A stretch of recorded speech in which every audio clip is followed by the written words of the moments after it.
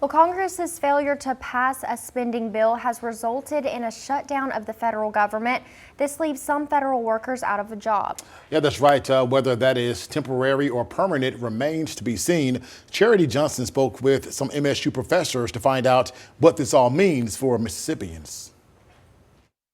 Some federal employees are in limbo. They may not be unemployed, but their checks may not be coming anytime soon. The United States government shut down on Wednesday. This comes after Congress could not come to an agreement on a spending bill. Rather than pass a comprehensive annual budget, lawmakers have largely been relying on appropriations bills and continuing resolutions. So what we're left with are these sort of short-term funding bills that are often called continuing resolutions. And what occurred yesterday was the inability of the Senate to pass a bill that would allow the government to remain funded until later part of November. Dr. Brian Shoup is a political science and public administration professor at Mississippi State University. He says federal workers are the most affected by the shutdown. So the immediate effect will be with those people who will be furloughed, or in certain cases, like with the military, they'll be obligated to report for duty, but they won't receive their paychecks yet. Shoup says there are about 17,000 federal workers in Mississippi. However, some workers were already taken care of financially.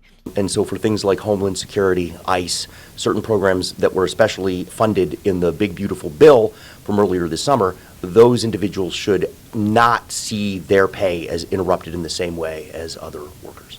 Dr. Brian Blank is an associate professor of finance at MSU. In the past, those federal employees have received back pay even though they have not been working, and the mandatory workers that are required to keep us safe, they also are paid in retrospect as well.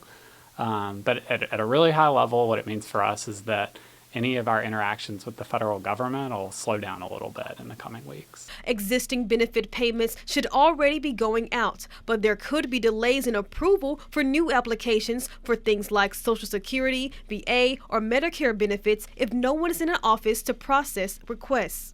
Things like Social Security will be there. Medicare and Medicaid should be there. The problem is whether or not they will get to people in a timely manner. However, Blank believes the economy is still growing in spite of the present circumstances. Our expectation is still that the economy is growing.